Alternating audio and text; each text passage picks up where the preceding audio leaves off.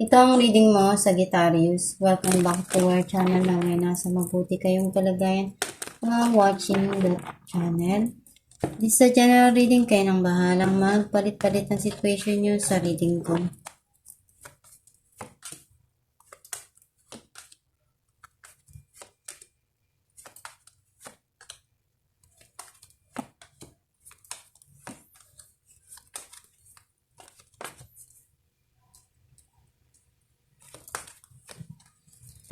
At the bottom of the deck, 7 of Pentacles. I feel like yung energy mo, nasisense ko na naandun yung iniisip mo kung ano pa ba yung kulang. Bakit may mga bagay na ibinigay mo na pero walang nababalik. Walang bumabalik. Walang dumarating. Ang mensahe ng card mo, andun yung may mga pagtatalo, pagkakagulo na nangyari. And nakikita ko yung paghihiwalay or something na nagkaroon ng breakup. Kasi merong pagsisinungaling eh. Pagsisinungaling or merong cheating. Some of you pwedeng something here na running away from the situation. Very tricky.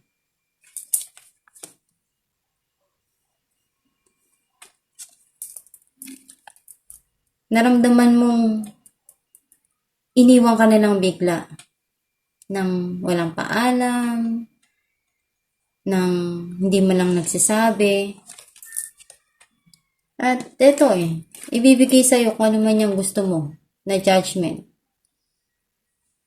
Yung judgment na talagang para sa'yo, kailan ba maibibigay yung hustisya na gusto ko na mabayaran or wala akong ginawa wala akong masamang ginawa pero bakit ganon?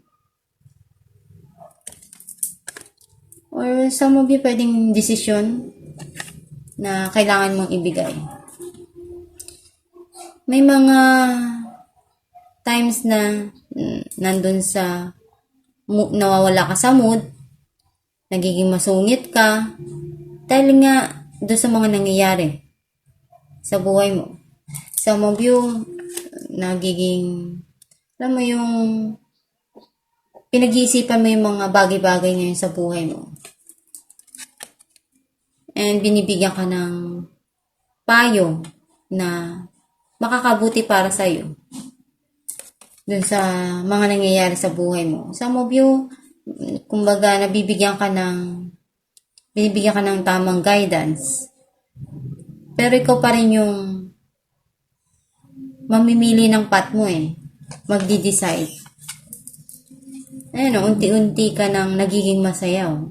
May success dito and victory na darating para sa'yo. Some of you pwedeng reward, promotion, or public recognition.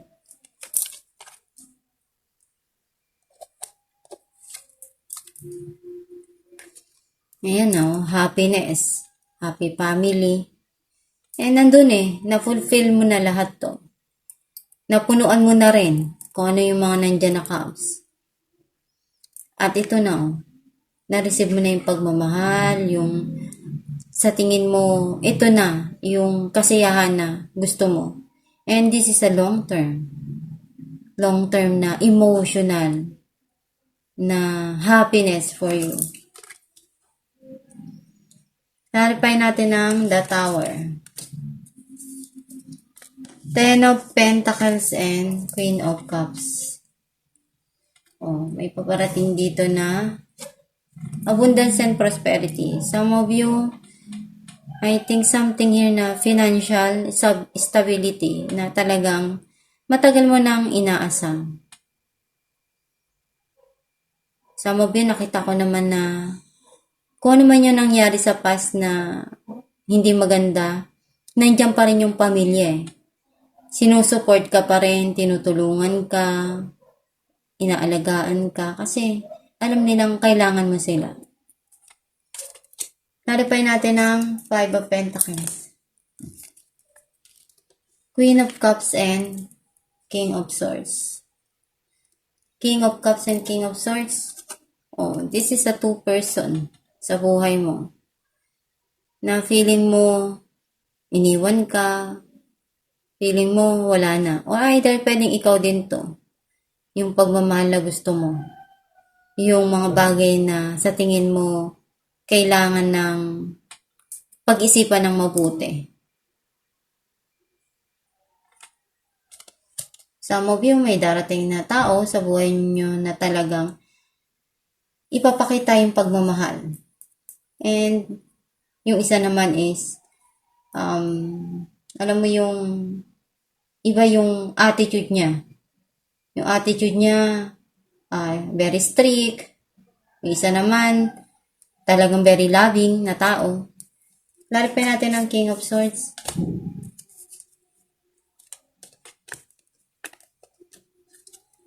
Queen of Swords and Ten of Cups. Alam mo naman kung ano yung mga dapat na sabihin na tama, iayos. Ito eh. Itong dalawang to, pag nagsama, magulo. Kasi yung isa, gusto niya yung pag-uusap na tama. Yung isa naman, hindi ganun eh. Kung ano yung sa isipan niya, yun yung igigiit niya. Pero, nangingibabaw pa rin yung pagmamahal eh. Clarify natin ang Six of Wands. Six of Pentacles and Seven of Pentacles. May marireceive ka dito. Yung akala mong wala, ginawa mo na lahat, pero walang dumarating sa'yo. Pero meron eh. May darating para sa'yo. Yan, nandyan na rin yung success para sa'yo. Yung blessing. Clarify natin ang Seven of Swords. Death and Queen of Wands. Gagawin mo lahat eh. And unti-unti naman naghihil na kung ano man yung mga nangyari sa past. Nagiging okay. Kumbaga nagbabago, unti-unti. Clarify natin Judgment. Queen of Pentacles and Ten of Swords. May hinihintay ka? Or something here na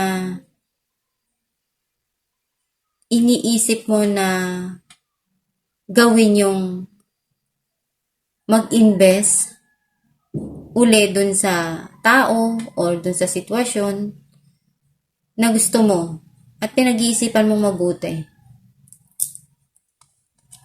Kasi you're thinking about na ginawa mo na yung lahat. And why not to try again? Clarify natin the Hierophant. Knight of Cups and Page of Wands. May magandang balita na darating para sa'yo and it is meant to be, to happen for you. Kasi ito na, yung pagmamahal na gusto mo, ibibigay sa'yo eh. Darating at darating yan. Clarify natin ang Ten of Cups. And this person is looking for you. Two of Wands and Seven of Cups. Marami namang dumarating sa'yo eh. But you're still planning to have. To think about kung ano man yung mga gusto mo na alam mo yung nakaset na sa isipan mo yung gusto mo eh, yung magiging masaya ka. Kasi mapufulfill mo naman yan eh. Once na mapili mo, yung tama para sa'yo. Alam mo natin kung anong mensahe ng yung gabay.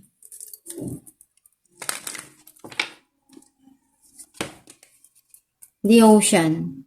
The deep blue sea speaks to your soul.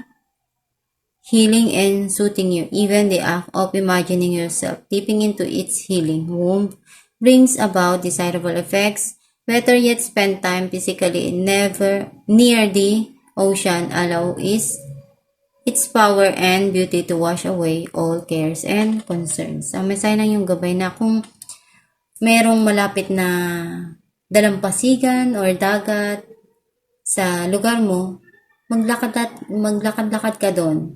It will help you to heal, to think. Alam mo yung simoy ng hangin, yung hampas ng dagat na naririnig mo. Iba eh. Nakakahil yun, nakakatulong sa'yo, sa atin na, alam mo yun, ang buhay talagang hindi madali. Ang buhay, may mga pagdadaanan ka. Pero, wala namang imposible na hindi mo malagpasan eh. Lahat, malalagpasan mo yan. Basta, manatili ka lang maging matatag. Magdasal ka every time na feeling mo down na down ka na. At magkakaroon ka uli, marirefresh uli sa'yo na that's normal na magkaroon ng problema. Basta, isipin mo lang yung mga solusyon na makakabuti dun sa sitwasyon. At itong yung reading sa Sagittarius. Kung nakaresonate ka kayo, comment down below. Thank you for watching.